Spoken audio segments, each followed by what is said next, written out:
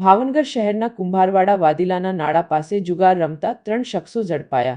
Bortalav police સ્ટેશનનો staff Kumbharwada વિસ્તારમાં પેટ્રોલિંગમાં હતા તે દરમિયાન મળેલી બાતમીના આધારે કુંભારવાડા વાદીલાના નાળા પાસે જુગાર રમતા પિન્ટુભાઈ ઠાકરશીભાઈ રાઠોડ, મનહરભાઈ ફુલાભાઈ જાદવ અને વિપુલભાઈ ચંદુભાઈ માળી સહિતના 3 શખ્સોને ગંજીપત્તાના પાના અને રોકડા ₹10,590ના મુદ્દામાલ સાથે ઝડપી લીધા હતા અને બોરતળાવ પોલીસ સ્ટેશનમાં ગુનો નોંધી આગળની કાર્યવાહી હાથ ધરી હતી।